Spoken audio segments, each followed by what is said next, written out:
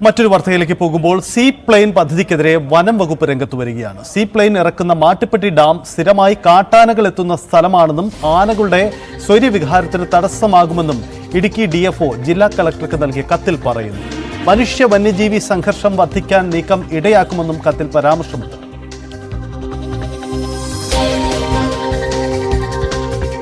കിരൺ ബാബു ചേരുന്നു. കിരൺ, ഇത് മത്സ്യത്തൊഴിലാളികൾ സീ പ്ലെയിൻ പദ്ധതിക്കെതിരെ രംഗത്ത് വന്നിട്ടുണ്ട്. ആ പ്രതിഷേധം നിലനിൽക്കുകയാണ് ഈ വനം വകുപ്പ്, സർക്കാരിന്റെ മറ്റൊരു വകുപ്പ് തന്നെ രംഗത്ത് വരുന്നത്. വലിയ ആശയക്കുഴപ്പമാണ്. എന്താണ് വനം വകുപ്പിന്റെ ഇക്കാര്യത്തിലുള്ള നിലപാട്? സജിത്തെ, മത്സ്യത്തൊഴിലാളികൾ എങ്ങനെയാണോ രംഗത്ത് വന്നത് അതുപോലെ തന്നെയാണ് മാട്ടുപ്പെട്ടി ഡാമിലായിരുന്നു ഇറക്കേണ്ടിയിരുന്നത്. അവിടെയാണ് പരീക്ഷണ പറക്കൽ നടത്തിയത്, വിജയകരമായി അത് പൂർത്തിയാക്കിയതും. അവിടെ നിന്ന് അത് വനം വകുപ്പിന്റെ അധീനതയിലുള്ള ഭൂമിയാണ്. ഈ ഡാം അടക്കമുള്ളത് വനം വകുപ്പിന്റെ അധീനതയിലാണ്. അവിടുന്ന് DFO ഒരു കത്ത് ജില്ലാ കളക്ടർക്ക് നൽകിയിരിക്കുകയാണ്. ഇത് സംബന്ധിച്ച് അവിടെ സീ പ്ലെയിൻ പദ്ധതി ഇറക്കാൻ കഴിയില്ല, അങ്ങനെ വന്നു കഴിഞ്ഞാൽ അത് ആനകളുടെ സ്വൈര്യവിഹാരത്തിന് അല്ലെങ്കിൽ അവരുടെ സ്വൈര്യവിഹാരത്തിന് തടസ്സമാകും. അത് കൂടുതൽ മനുഷ്യരും മൃഗങ്ങളും തമ്മിലുള്ള കോൺഫ്ലിക്റ്റിന് കാരണമാകും. അത്തരത്തിലുള്ള കോൺഫ്ലിക്റ്റുകൾ അവിടെ നിരന്തരം നടന്നുകൊണ്ടേയിരിക്കുകയാണ്. അത് കൃത്യമായ വിഷയങ്ങൾ തന്നെയാണ് അവർ പറയുന്നത്. ആനമുടി ഷോല നാഷണൽ പാർക്കിന്റെ ഭാഗമാണിത്.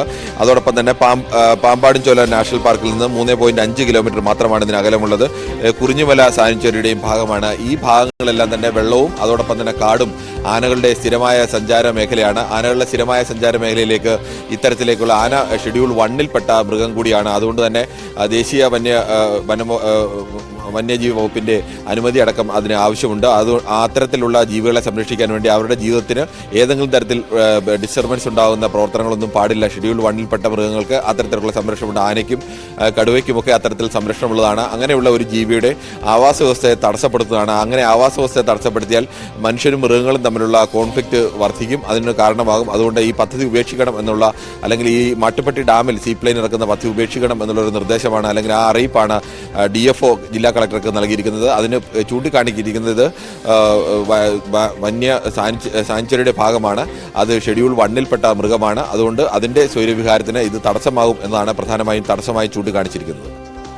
കിരൺ, വേറൊരു കാര്യം കൂടിയുള്ളത്, ഇത് മത്സ്യത്തൊഴിലാളികളുടെ എതിർപ്പ് വന്നപ്പോൾ ടൂറിസം മന്ത്രി വിശദീകരിച്ചത് ഇത് വിമാനത്താവളങ്ങളിൽ നിന്നും ഡാമുകളിലേക്ക് മാത്രമേ ഉള്ളൂ. അതുകൊണ്ട് മത്സ്യത്തൊഴിലാളികൾക്ക് ഇപ്പോൾ ആശങ്കയുടെ അടിസ്ഥാനമില്ല. ഇനി കായലുകൾ വേണമെങ്കിൽ അപ്പോൾ ചർച്ച ചെയ്ത് തീരുമാനിക്കുമെന്നാണ്. അപ്പോൾ വനം വകുപ്പ് ഇത്തരമൊരു കത്ത് നൽകും, ഇത്തരമൊരു പ്രതിഷേധം ഉന്നയിക്കുമെന്ന കാര്യം ഒരു കാര്യത്തിലും ടൂറിസം വകുപ്പ് പ്രതീക്ഷിച്ചിട്ടുണ്ടാവില്ല. അപ്പോൾ സർക്കാർ തലത്തിൽ തന്നെ ഇക്കാര്യത്തിൽ ഒരു ഭിന്നത ഉണ്ടായാൽ അത് സീ പ്ലെയിൻ പദ്ധതി എന്ന ആശയത്തെ തന്നെ വലിയ രീതിയിൽ ബാധിക്കില്ലേ?